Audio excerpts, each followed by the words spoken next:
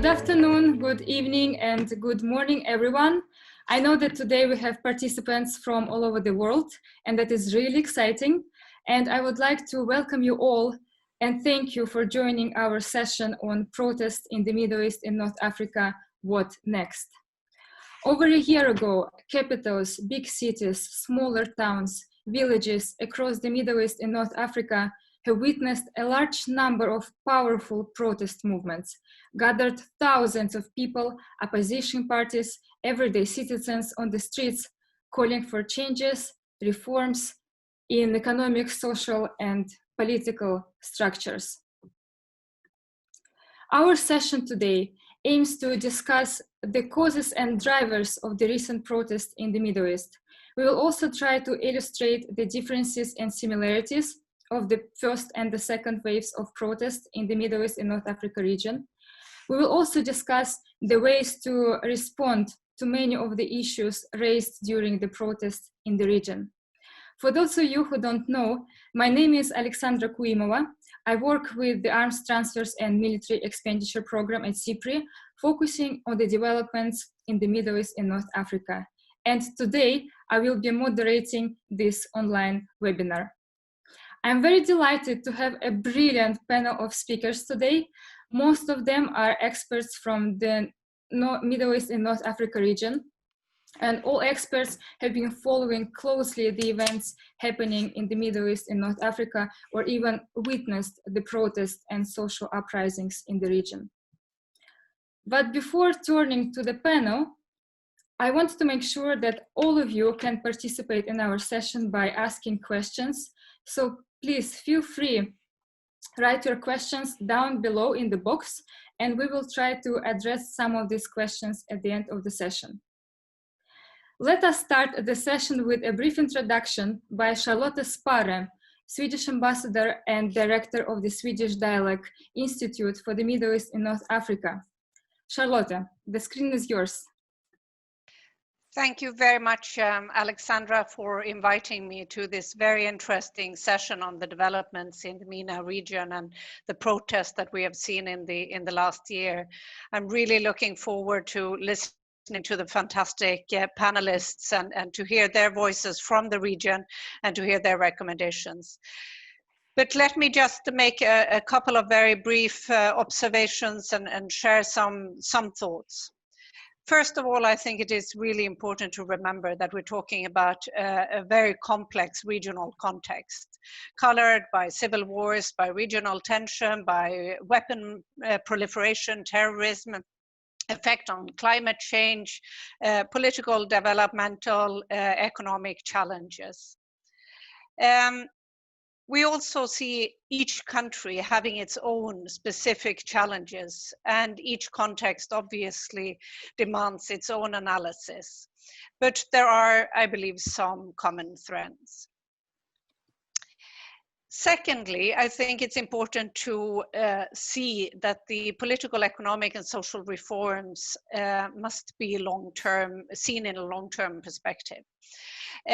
Economic grievances, corruption, provision for public services have been among some of the main concerns that have been raised during the recent protests.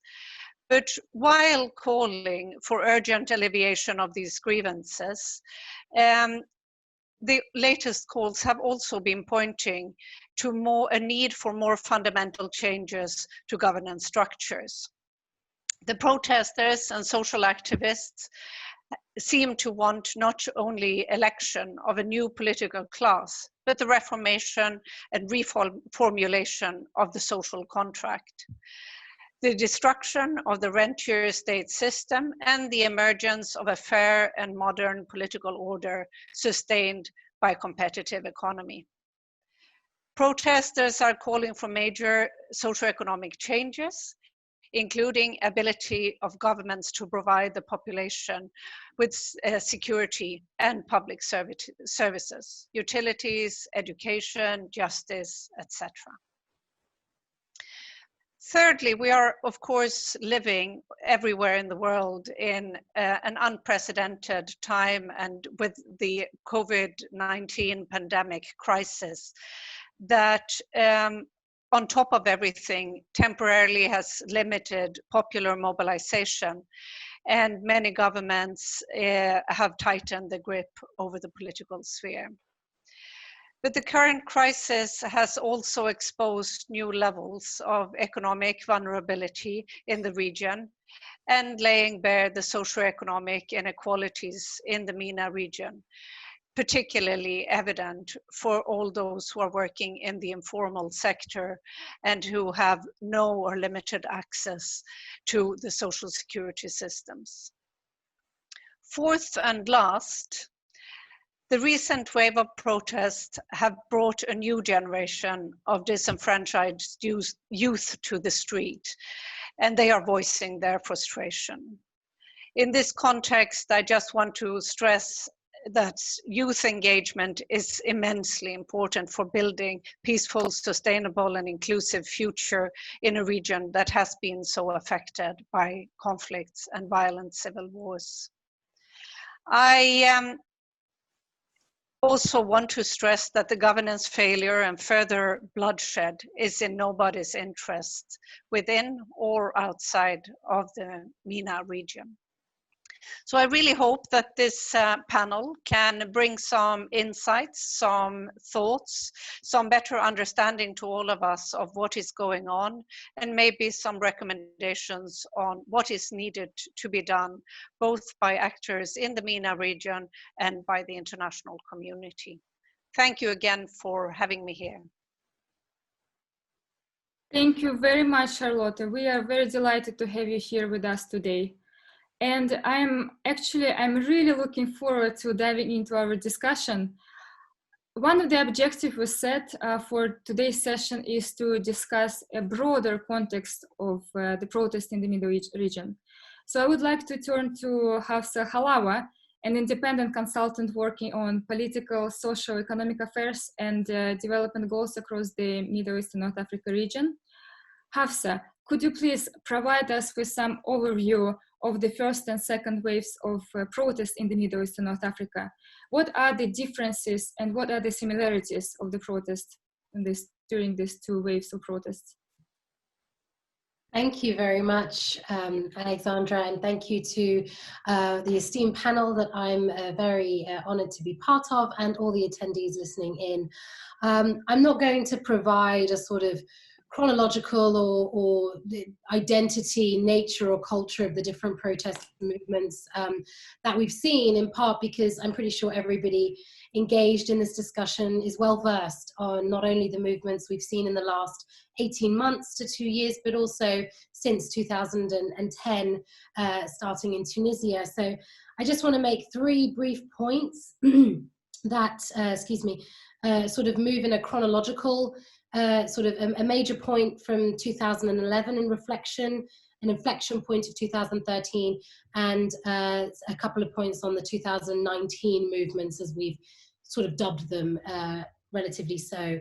One of the major contrasts, I think, between 2019 and 2011 has been that in 2011, although the protests seemed quite certainly spontaneous in terms of mass mobilization of the public, we had long and entrenched political organized opposition, both within and in the diaspora for these countries. We're looking at Egypt, Tunisia, Libya, Yemen, and otherwise. That's not to discount any political opposition in the countries such as Lebanon and Iraq and Algeria and Sudan now, but it certainly was much more organized and had much more character and ownership of the protests and the mass mobilizations that we did see in 2011, and emerged a sort of continuity from those mass movements into the political transitions that we saw, in part because they were arguably more successful in the short term, in the interim, in removing regime leaders. Which leads me into the inflection point of July 2013 in Egypt, which, without making this in any way, shape or form an Egypt-centric discussion on protests and mass mobilization, really rippled very much across the region, not just in the fact that any democratic transition was reversed in Egypt, but it acted as the inflection point where counter-revolutionary movements by state actors within state apparatuses became much more practiced, exercised, and even, I would say, accepted to a large degree by the international community, who had swung so fervently in favor of protest movements. And that inflection point really meant that states dug their heels in much further. The days of 18-day or 17-day removals of regime leaders that we saw in Tunis and in Cairo in the early days, or even in Libya moving forward, basically disappeared from this nature of mass mobilization on the streets and how it attracted sort of political legitimacy in that sense. Then moving forward to 2019, part of what we see in the movements is a greater onus on the protest movements to produce political opposition where there is political opposition largely lacking. In the sense of where it is not as organized. And I think that's quite, my esteemed colleagues who know much better about this on Lebanon and Iraq will talk to those contexts. But it's part and parcel of this counter-revolutionary trend by states. It's also part and parcel that the message since 2011 has changed.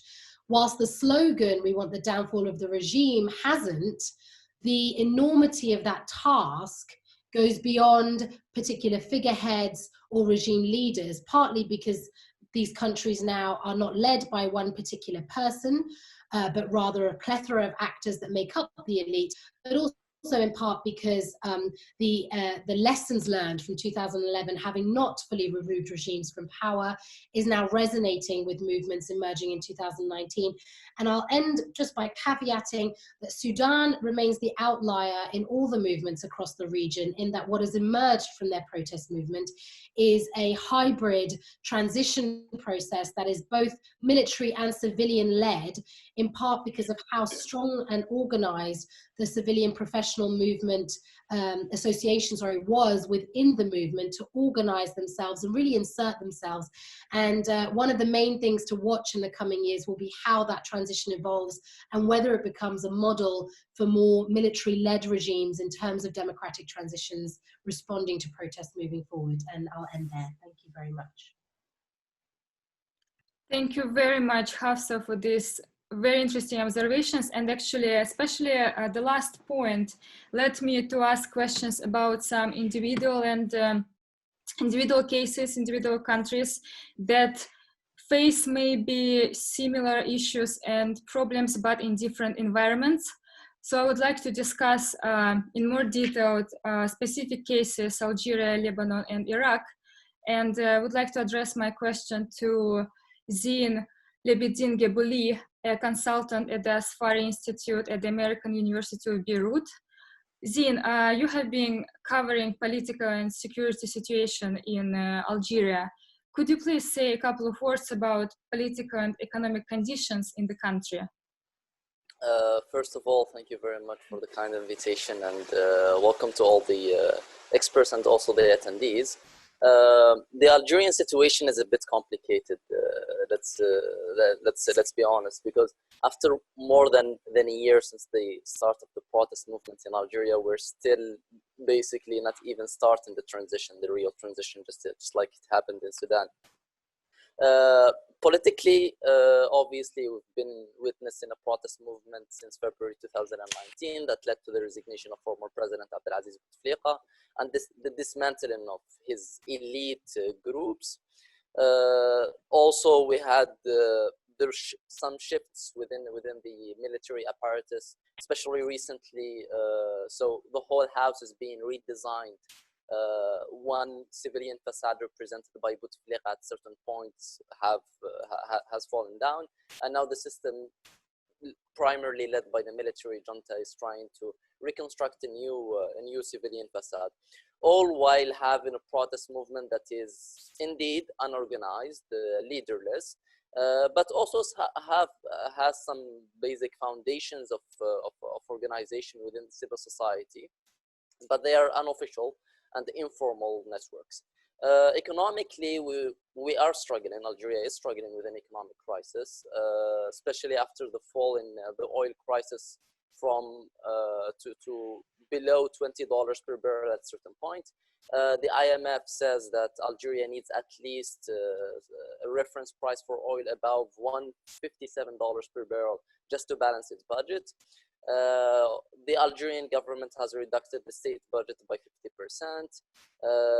In addition to also the fact that our foreign exchange reserves have fallen from over $150 billion in 2014 to an estimation of $42 or $44 billion by the end of this year.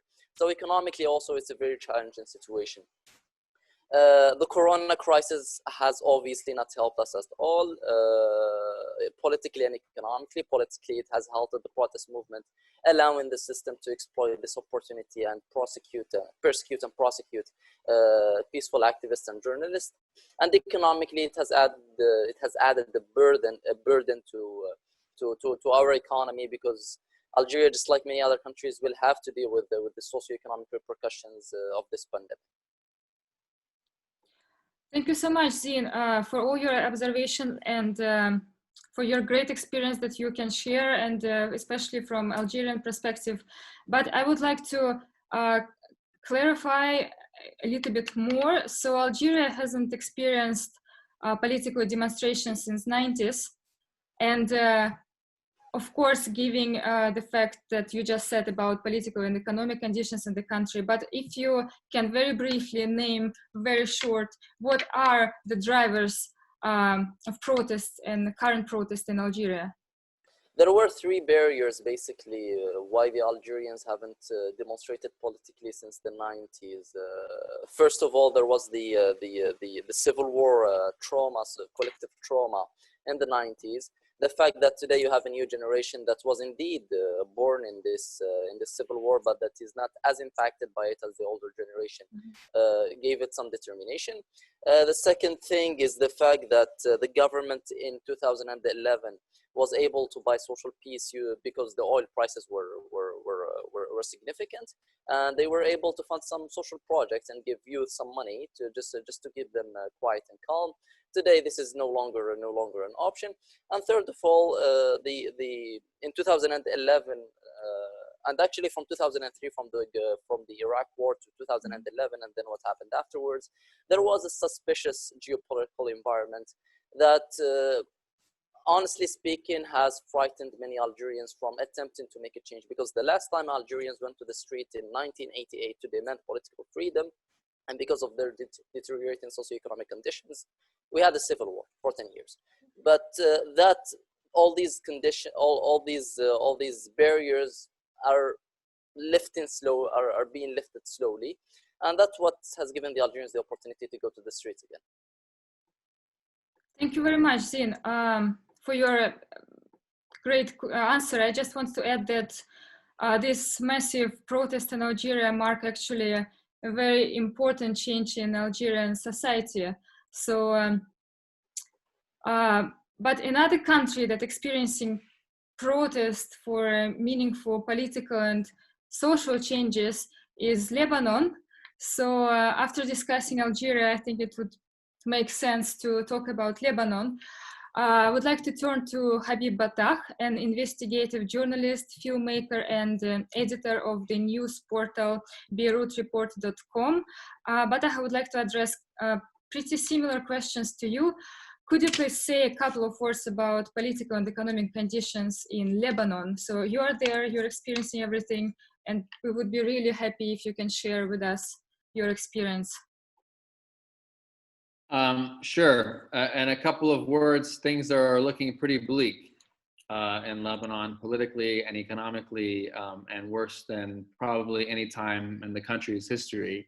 We currently have an insane currency devaluation. People have lost almost 70% of their salaries, and their bank accounts are almost fictional at this point. You can't really take any money out of the bank in Lebanon, only very small amounts, and there is the idea that all of the money that has been deposited has been gone, has been used.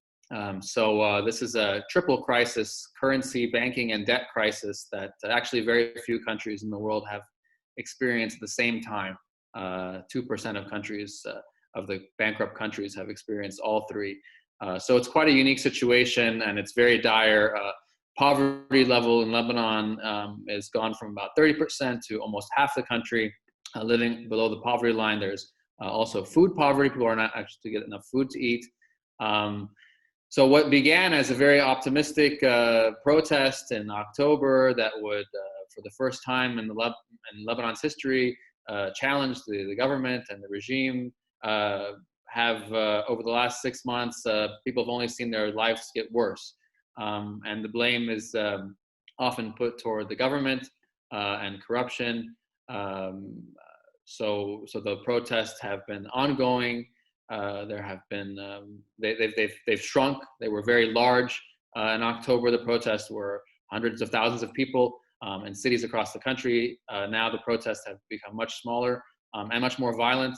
There have been burning of banks, kind of rioting behavior. As people become more and more desperate, definitely the situation is very bleak for most people in the country without having any access to money. And the coronavirus, made a very bad situation much worse. People can't, a lot of people depend on day labor, so they're not able to get to their jobs. The government has been very, very strict on the coronavirus, in part because Lebanon has a very broken infrastructure, and hospitals are not really ready to receive many patients. So the government has a very draconian approach, whereby there's a curfew, and now we're on a 4-day lockdown today because the hospitals definitely are seen as unable to cope in any way with the situation if it gets any worse in the country. So there was a lot of hope, and there still is some hope that there could be political change and there could be elections in the country. But fundamentally, the problem in Lebanon is economic, and people are it started out as economic. The protest started out as against the taxes being levied against people, and now things have only gotten worse and worse. And now it's a banking crisis. So it's a very worrying situation, definitely in Lebanon today. And there's a desperate need for income of any kind. And the country doesn't really have any income. The country is bankrupt. Thank you very much, Habib. And that leads me to another question, because you mentioned that Lebanese people are calling for change in the government leadership, fight against corruption, and at the same time, of course, Corona, to reflect what you just said, that Corona pandemic seems like the governments use Corona to control the movements. But my question is, can all the demands be achieved that the protesters are calling for or against? I mean, very little has been achieved so far. If we want to look at what's happened, just mathematically, the protest demands were many. They were to, remove the government, remove the whole system of government. So we have a saying in Lebanon, "Kullun yani kullun," which is all means all. It's not very realistic. If you think about any country in the world, the entire political system, every single political party, every member of parliament, every member of government being removed is kind of far-fetched, I believe. But the prime minister did resign. So that was something that hasn't happened before in Lebanon. So there was a change in government. But the new prime minister is seen as not a totally new character. He was a minister in previous governments. And there are a lot of ministers who worked as advisors for political parties. It's very difficult, I think, to imagine cleaning an entire political landscape out and ignoring the fact that these political structures have been in place for decades, and they support thousands of people, and millions of people vote for them. So, voter turnout is about half. So we could say maybe half the population in Lebanon is very upset. It's a very divided country. So will there be any demands met, I think, is a better question. And I think that perhaps if there is new elections in Lebanon, that there could be some new faces in power, but I wouldn't think that there are going to be any miraculous developments. And these systems, again, were built over decades and decades. They're very well entrenched. I don't think they'll be changing very drastically anytime soon. Thank you very much, Habib. Based on what just you said, and also Zine mentioned, it seems like that social economic grievances are actually the main source for discontent. But I would just say that that has been social economic grievancing has been source for this content for many years and across the whole region. And another country that we want to look at is Iraq.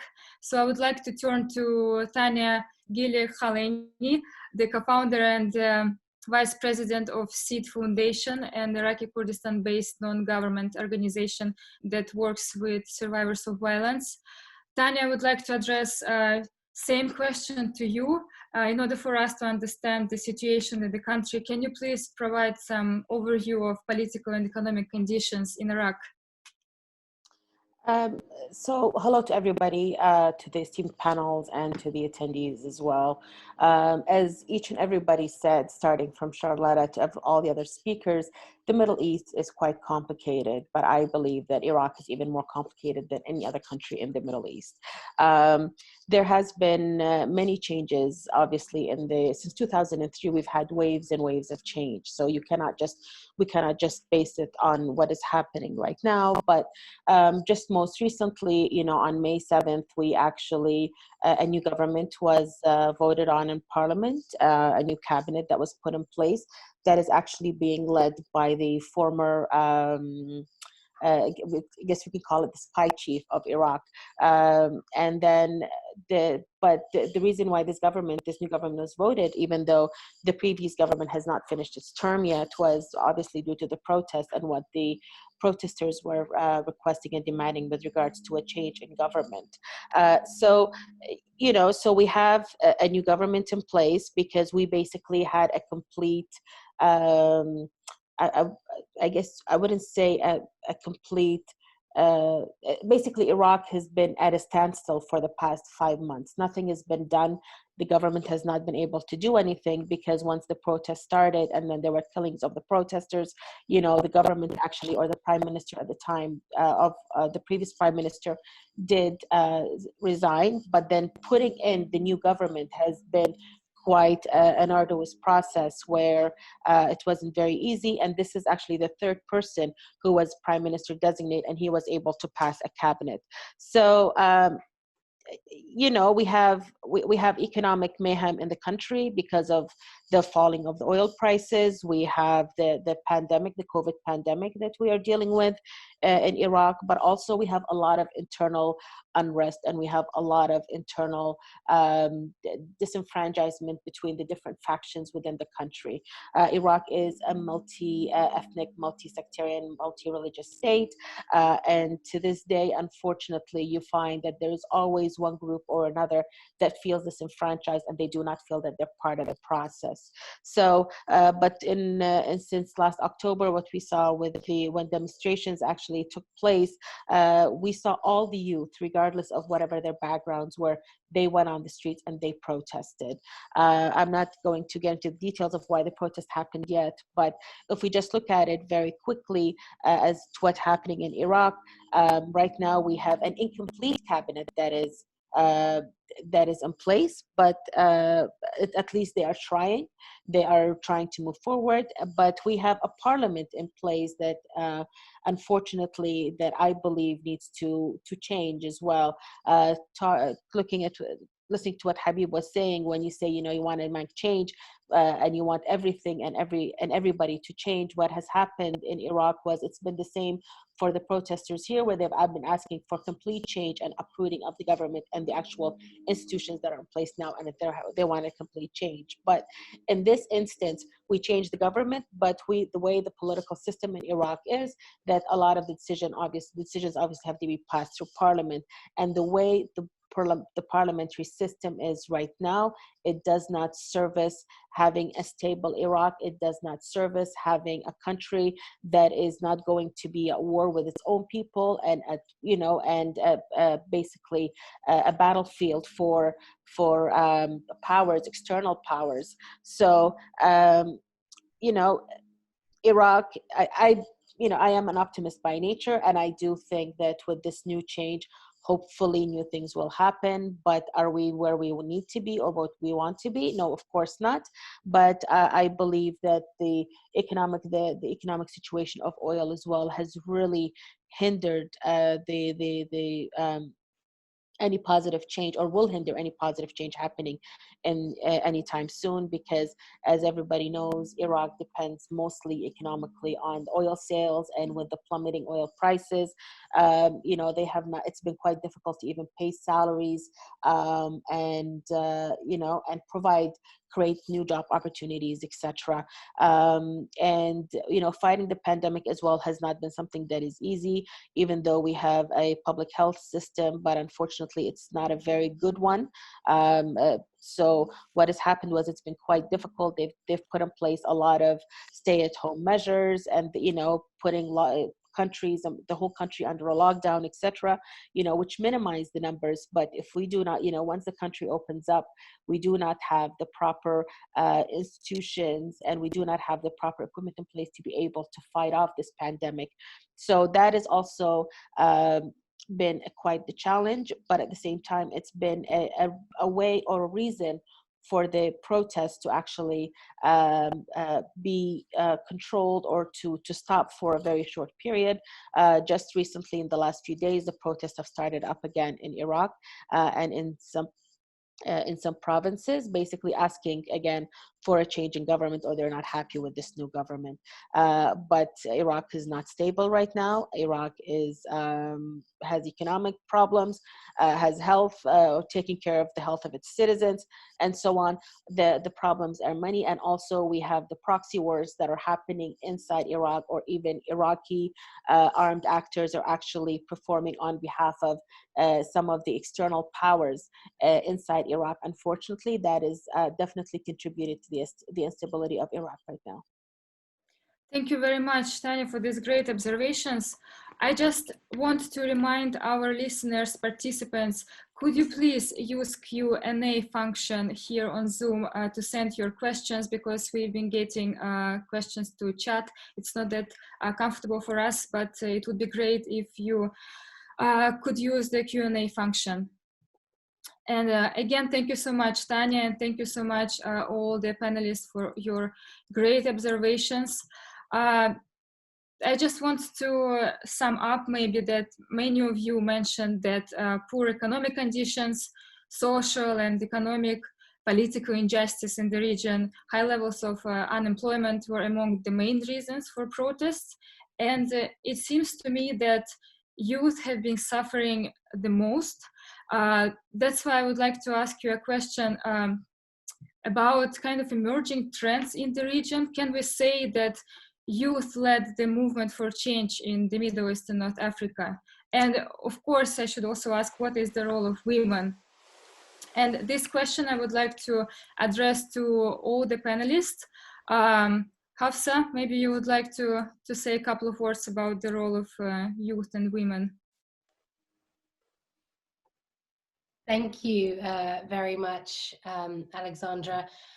Just very briefly, across the region, I think in my opinion, these protest waves and mobilization are, they're generational, and in particular angles of the sort of demands of the people, they're very class-based, partly because the decades of sort of authoritarianism, dictatorship, and different forms of these kinds of regimes that we've seen across the region have very much entrenched particular class trends within the socioeconomic boundaries with which they've exploited the country's natural resources and local populations and so forth.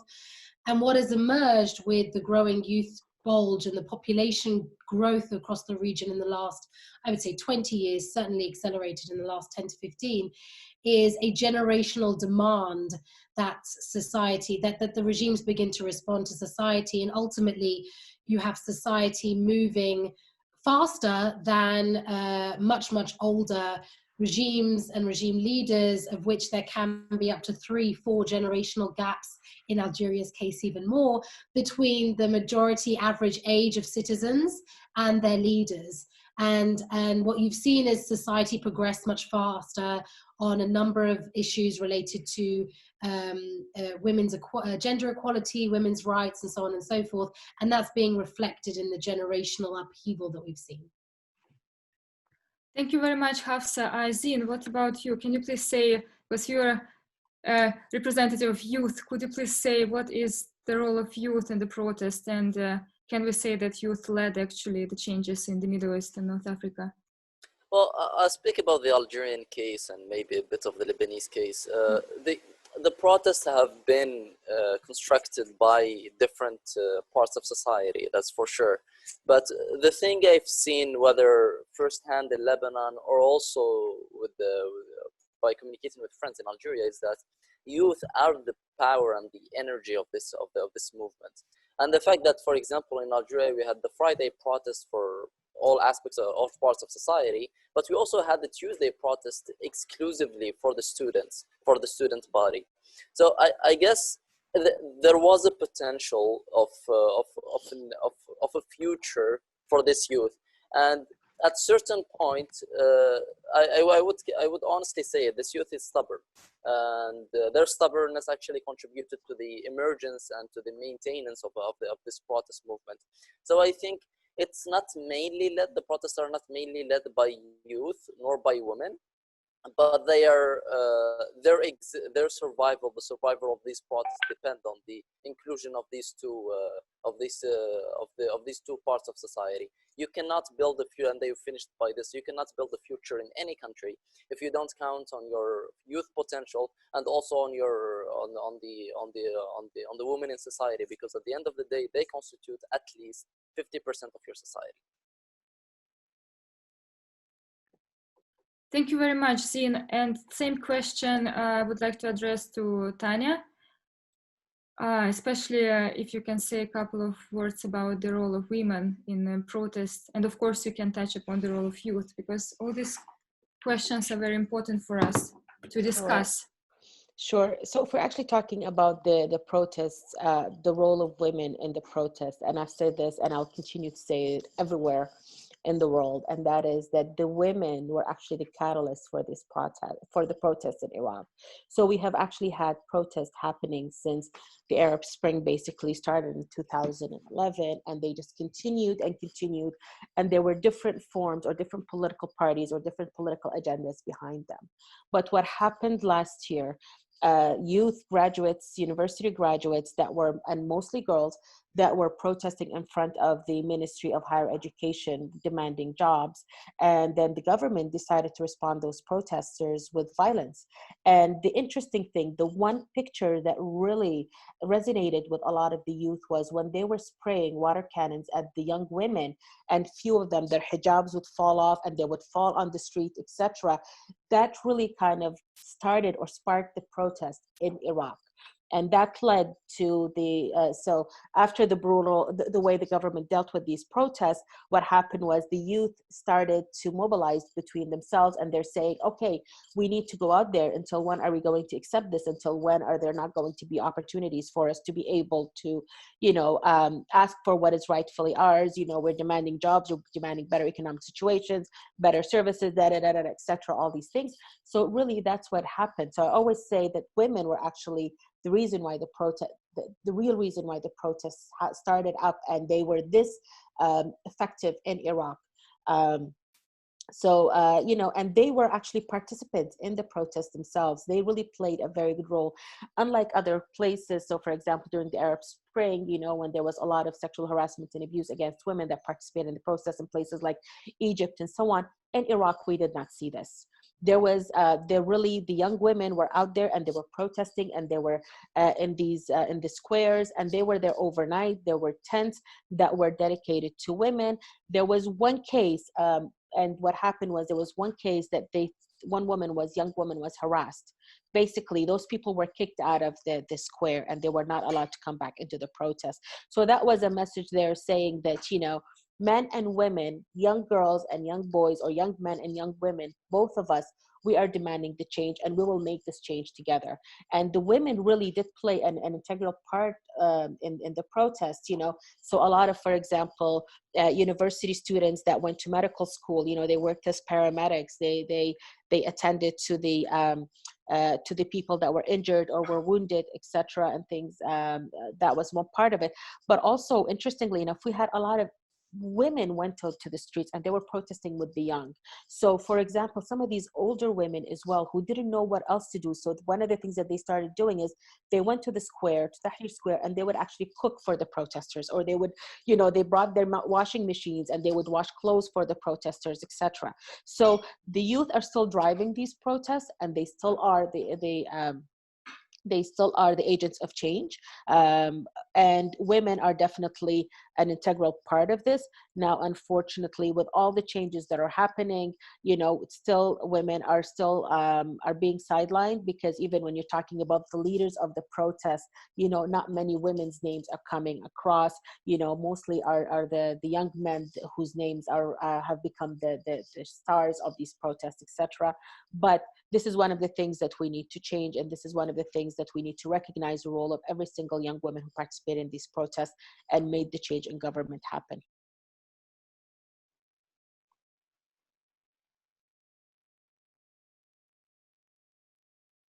You need to unmute yourself, Alexandra. Thank you very much. Thank you, Charlotta. You know, it's so interesting conversation that it's hard to control muting and unmuting thing.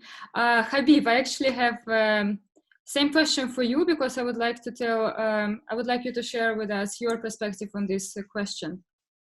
Thank you. Yeah, thanks. Very interesting to hear everybody's point of view. There are a lot of similarities, definitely. I mean, in Lebanon, youth have been a huge part, and women have been a huge part. Symbolically, definitely one of the cataclysmic moments in the protest was a woman who was kicking a man with a machine gun, a bodyguard of a member of parliament, and this became a popular meme and still very popular. I'm not sure if it was, you know, widespread throughout the entire country, but definitely in some circles it was very widespread. I think we have to be careful not to romanticize too much the idea of youth and women, because there are many of youth and many women who are staying home at the same time. So it's a very divided country, and I think also the civil society played a huge role. And there are people who are middle-aged, and it depends how we define youth.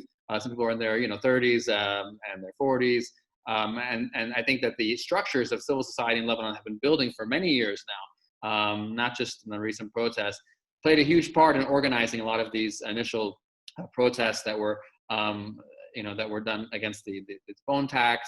There are a lot of groups that were working on a telecom issue, and these aren't just young people. There are a lot of mix of people. And definitely the connection to the Arab Spring is a little bit far for Lebanon, I think, because we're talking about 10 years after the protests in Egypt almost. And the youth had all those 10 years, didn't move in those 10 years. So I think, it was really also about the breaking point locally, economically, that people felt this burden. And there was already these structures that were building to organize. And there have been many actual activist campaigns in Lebanon that have been successful over the past 10 years. We can forget easily about that, fighting for women's rights, for a lot of issues, for LGBTQ rights, for public spaces and environmental damage and that kind of thing, and freedom of expression. So, I think it's a mix of a lot of things. I don't want to just stereotype the protest movement as all youth did this or all women did that. They definitely played a huge role in it. But we shouldn't forget the role of the middle-aged people, the organizers who have been doing this for a long time. And yeah, I think generationally it's also important because, Lebanon is still living in a war. We had a 20-year war, maybe 30-year war, depends on when you start counting. Lebanon's been at war almost its entire existence. I think it's a huge part of what's, what the problems in Lebanon is constant war and constant manipulation from foreign powers, from, the West and the East, all putting in money into Lebanon to keep pushing different sides, different positions and different oppositions to each other. So, I mean, all of that, generations of the Cold War and the Lebanese War and the Israel war with Israel, definitely have the country very divided. And that generation that's millennial, I guess, a lot of young people have kind of skipped all of that stuff, and they're kind of seeing things. They don't really have an appreciation or a fear or a baggage as much, maybe, but definitely it still influences the country. And I think the country is still very much at war, and it's very hard to determine if Lebanon really is in control of its economic future, because of the credit ratings and the credit agencies and major Western capitals who have been downgrading Lebanon for a while. It's all about this psychological thing of confidence in markets. And countries like Lebanon that don't have stability politically or economically, they don't get good borrowing rates and good credit rates. So as much corruption, there could be as much corruption as you want, but I'm not sure that corruption is the only cause also of our problems. We're also connected to a global financial system that's not very kind to countries like Lebanon and Iraq. And if you think Iraq is complicated and bad, I mean, imagine we have no oil in Lebanon, we have no resource, we have no money generating industries. And that's also a big problem, is that we don't really have economic capacity and structures because of all these wars to really have industries, to have exports, so that we're not broke all the time, that we have something to sell the world. Because even if we clean up all the corruption, and if we have the best political system in the world, if we don't have an economy, if we don't produce anything, it's very hard. It's very hard to kind of to say shoulda, coulda, woulda. We could have done so many things. We could have been a world leader. It's a very difficult economy to start from scratch and compete globally in these industries, no matter what government you have. Thank you. Can you hear me? Yes, I think you can. Thank you very much for all the panelists for answering this question. And I can see that we're running a little bit out of time. But I still want to ask you a question, very short question, but a very important one. The question is, what next? Speaking of the process, all the developments, just very brief before we start our Q&A session, could you please say a couple of words about the future? What next? Zine, would you like to start? Yes, I think in Algeria we're still, it's still a long road ahead. I don't think that this problem in Algeria is getting any better. Actually, I think it will get worse with the looming economic crisis. What's next? I think we should pay attention to the constitutional amendments being drafted at the moment in Algeria, whether or not we agree with the system, whether or not this system represents the future. These constitutional amendments will impact the protest, will impact the society, and will impact the structure of the state. The second, I guess, is to look at how the protest movement, or commonly known as the Hirak, will take advantage of this break, of this unavoidable break of the coronavirus to restructure itself and to organize itself. Because frankly, I don't think Friday and Tuesday protests will bring down the system.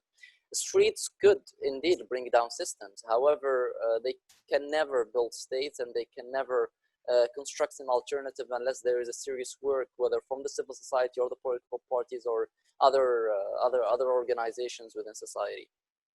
The third thing, and I will finish by this, what now I think the looming economic crisis will have, I'm afraid, a disastrous impact on Algeria. At certain point, we're gonna have to make some harsh decisions, whether or not we agree with the government. Some austerity measures will be needed. And then I'm afraid that if the movement is not able to structure itself and represent an alternative, we will move from political demands to socioeconomic demands, to riots, and to what I call the hunger revolution. Thank you, Zine. Tanya, would you like to say a couple of words about the future, the protest, and what is next? You're unmuted. Sorry. So the protest, actually, they will continue. I don't think they're going to end right now. Like I said, with the new government that we do have in place, there have been some good decisions that were made. For example, one of the first decisions this new prime minister has put in place is to release all people that were involved in the protests that were being captured by the previous government, or that have been in the prisons, etc. So that's one of the things. I think we need to give it time, but it's very important as a recommendation. I would say that it has to be institutional support for Iraq to be able to build transparent institutions that can fight corruption and that do hold politicians accountable. So for example, we've had a lot of money laundering, a lot of money's been transferred outside of Iraq, by corrupt politicians, etc. So there has to be coordination and support from the international community for these people that have committed the corruption to be tried, or at least that wealth being brought into Iraq. That's one thing.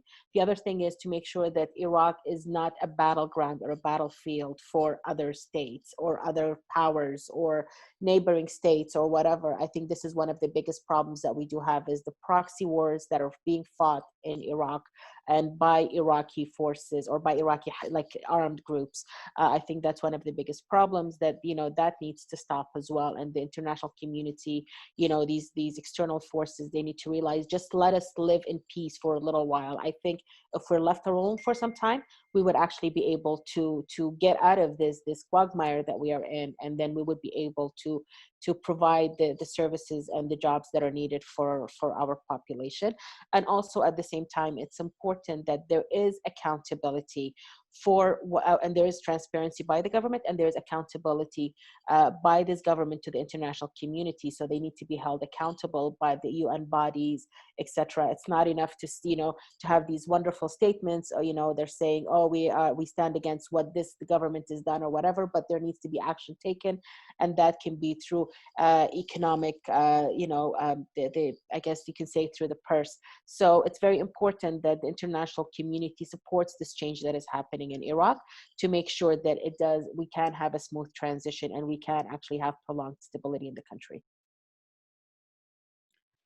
Thank you very much, Tanya, and I will get back to other speakers, but I think I'm getting so many questions, and I'm wondering if I can just ask a question and you can include the answer to these questions to your further answers. So one of the questions we got was, give the apparent lack of institutional change and the existence of marginalized groups, is there a risk that the region remains in a cycle of protest and governance change, but without ever reaching the stability needed for real institutional change, in which a new source of the contract can really emerge? Sorry, I'm reading really fast, but I hope that you...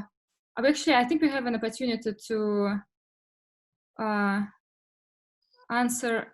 I can just press this answer live. I think you can see the question now. So, does anyone wants to start? Yeah, I mean, if I may, I think that are we ever going to see an end? I mean, probably not, because if we look at the history of the Middle East and the you know, with the different factions and the different groups, you know, I truly believe, unless we have a real democratic process by which an individual is seen as an individual, and there are no such things as any second-class citizens in any of the countries in the Middle East. You know, people are not being sidelined because they're from a certain ethnicity or, you know, from a certain sector, a certain religion, etc.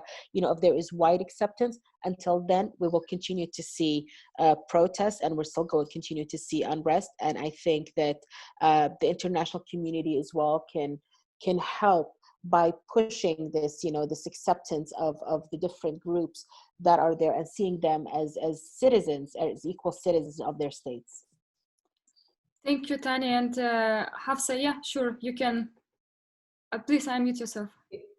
Thanks. And I did see, I think it's from Callum, the question. And I think there's sort of wrapping it in with the previous comments, very, very briefly, two things I want to say. Will the cycle of protest and governance, you know, sort of play out indefinitely?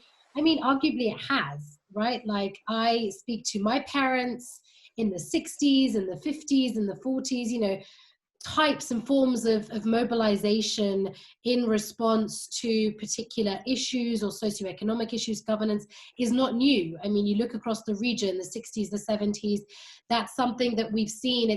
It's more about whether this particular class, you know, one thing that I think we forget is that with the creation of the Millennium Development Goals and thereafter the Sustainable Development Goals on the UN, we have a much higher percentage of educated young people in the Middle East. The quality is subjected to questioning, but certainly they are educated, and we have a digital landscape that allows people to connect across borders and globally. So that's changed the culture and within which they respond to the way that they mobilize.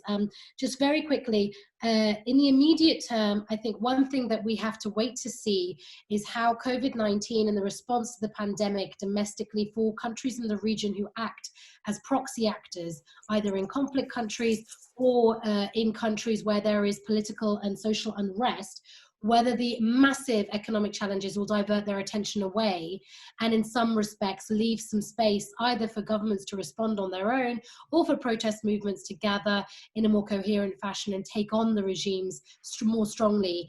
Of course, we have to remain optimistic and to remind ourselves of what the barrier or the barometer is for success of protest movements generally. And here, looking at Tunisia, I just want to remind people that the real strength of the Tunisian response, and I'm happy to make these my concluding remarks, is, you know, that the constitution, however, wherever we landed in terms of the result, was a consensus-led process, and it's the consensus part that is the success of Tunisia's transition. And furthermore, we have to remember that the peaceful transfer of power has included within it, in the 3 cycles, a president who was very closely linked to the Ben Ali regime himself. So we have to remind ourselves that there is incremental change, and that the barometer of success is not something that is, you know, a subjective or an objective issue. It moves a lot. So I'm happy to conclude there. Thank you. Thank you. We are getting so many questions, and unfortunately we can't answer all of them right now, but I would just inspire people to reach to our panelists if they want to ask questions. But yeah, Habib, I saw that you want to, because you can see the questions, right? Would you like to say something? Yeah, I mean, I think about this idea that we have about the Arab Spring hasn't ended yet. When's it, you know, or it failed. I mean, I think this kind of report card that we give from Western countries, especially, is not really fair. I mean, if you look at Western countries' histories, they didn't just suddenly, you know, succeed. I mean, you know, these countries took hundreds of years to be created, and they were very bloody. And we often complain about the fact that warlords persist, but warlords, at the end of the day, make countries, whether we like it or not. And people do get marginalized, and people are still marginalized in the best democracies. I mean, so I think we have to kind of have some perspective when we think about the impossible almost sometimes being reached in countries that are very poor to begin with, despite having some resources, but lots of manipulation there too, and so much foreign intervention. So I think, I mean, I am optimistic. I think that things are changing. I think that we're always living in a change. I don't think it just happens or it doesn't happen. Things have changed dramatically in Lebanon, for example, you know, to see the, you know, even if the new government is not the perfect government and is somehow, you know, related to the previous government, I mean, to see these warlords' faces that we see every day on our television screens, not seeing them for 2 or 3 months or 5 months has been incredible, just to not see them as much. You know, definitely they're still behind the scenes, but that is some kind of a change. And I think that there is a new politics that's also being created. And, you know, again, this post-war generation, post-sectarian politics. You know, people are, you know, so many groups that have done so many interesting campaigns in Lebanon weren't organized along sectarian lines. And our only politics was sectarian through no fault of our own. That was just the political system. People just, you know, joined a party.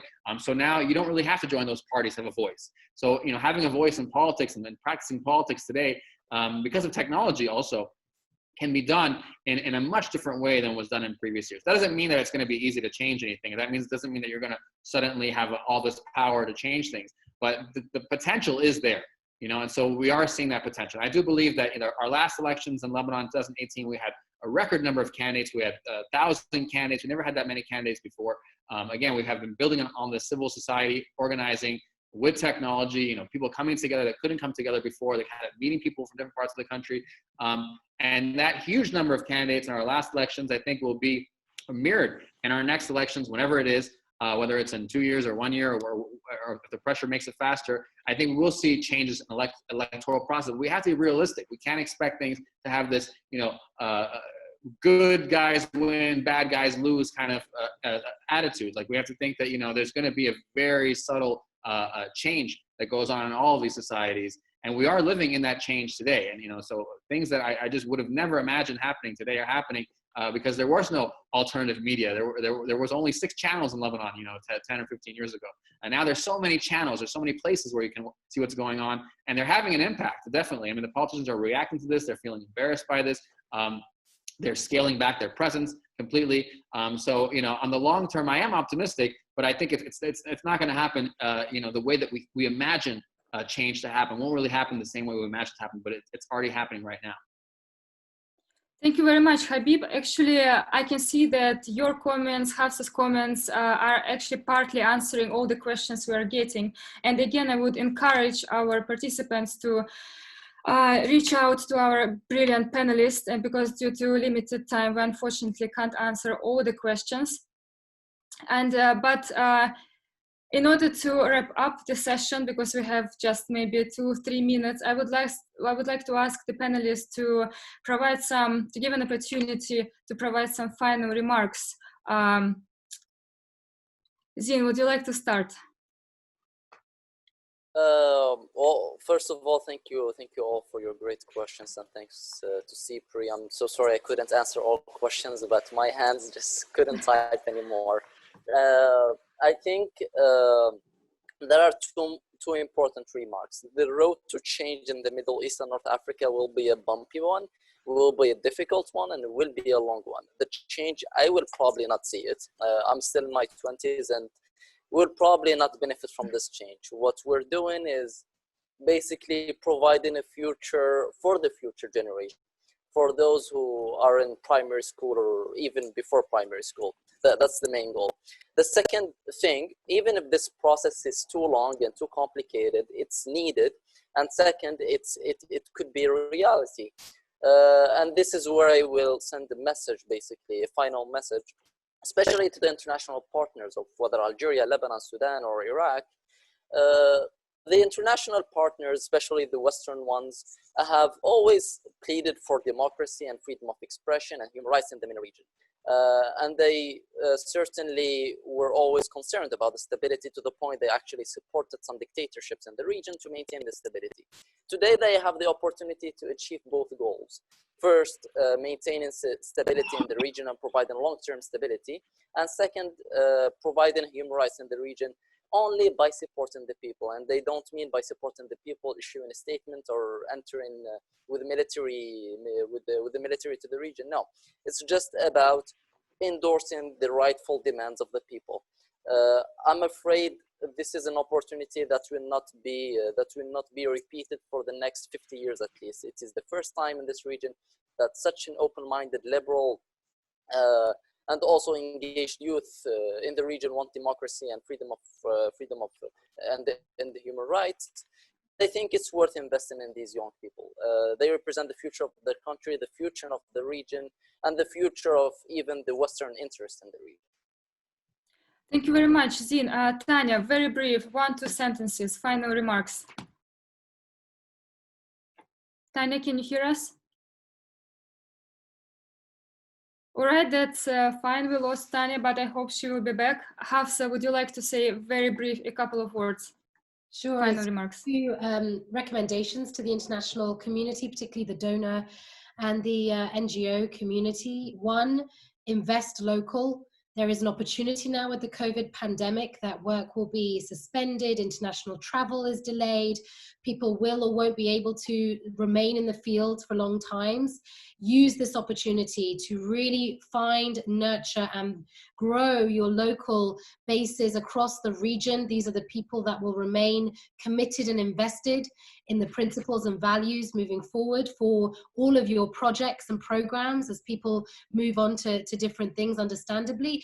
And secondly, long-term goals require patience. Incremental success will remain just that. It may be very small, it may be very incremental, but to echo what Zine said, we may not see the fundamental massive change that people have seen and lived through post-war in Europe, or in the 70s or so in Latin America and so forth. So we have to be relative in terms of measuring our success. That does not mean that we diminish our support as the international community. We must continue to remain committed to our values, even when it is incredibly difficult to do so. And in that vein, I urge people engaged, particularly within the Syrian conflict context, to remain loyal to the values and principles, particularly within Europe, that have kept things, the balance, the equilibrium of that balance politically so far. So thank you very much to all attendees. Thanks.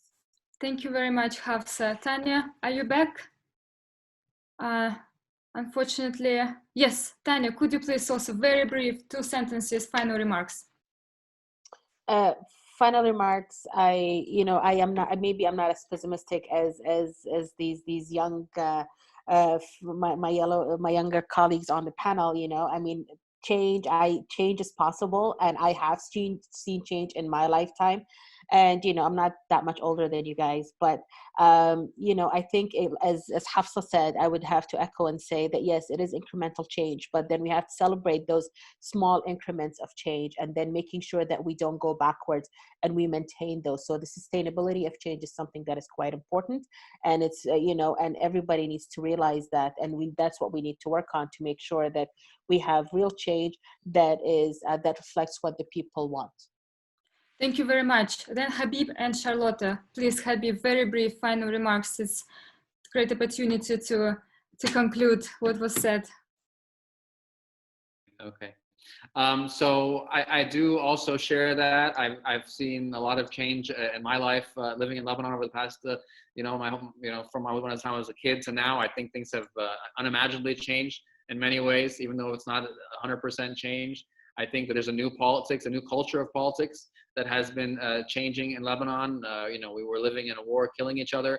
Not only us, but everybody else in the world was killing each other too in this country.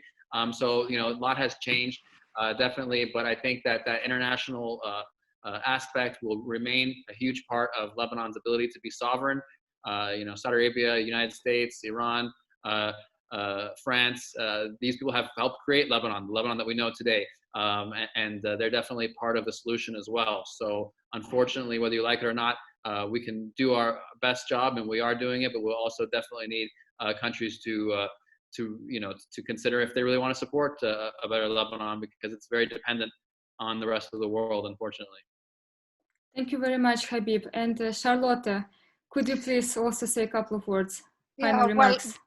Well, being definitely the oldest on the panel, I think it is amazing how much actually has been done. And I think we all need to remember that future is actually what we make it. It's not something that is just becoming by itself. So it's really a question of the efforts that are being made. Then with the risk of saying the self-evident, to reach genuine stability, the policy of exclusion has to be replaced by a policy of inclusion. Men, women, young, old, civil society, government, private sector, different social groups, different religious groups. Secondly, I think that even though each country has its own specificities, this discussion, as so many others, have shown that there are also a lot of lessons to be learned from each other. So I think also promoting different dialogues within the region is essential. And then just to echo some of the comments that have been coming from this excellent panel on the need for support from the outside. I think it's both a question of support, political and financial, but equally it's a question of a dialogue and creating an understanding between us. Europe has a close geographical proximity, but we also have a great interdependence. And I think we simply need to work together and to do everything that we can to improve the dialogue between the countries of the MENA region and Europe. Thank you very much, Charlotta. And I would like to thank you, the panelists, for this amazing and very interesting, insightful panel. I'm very grateful that you agreed today to join us. And also I would like to say thank you for our participants who asked amazing questions. I'm sorry again that we couldn't answer all of them, but I would like to repeat that you can reach out to our panelists. So now we're actually running out of time, but thank you very much all for joining. And thank you to our panelists for this brilliant conversation and amazing discussion. Thank you very much. Thank you. Thanks very much. Thank you. Okay. Stay safe, Thanks. It was brilliant, Alexandra. Stay safe. Okay.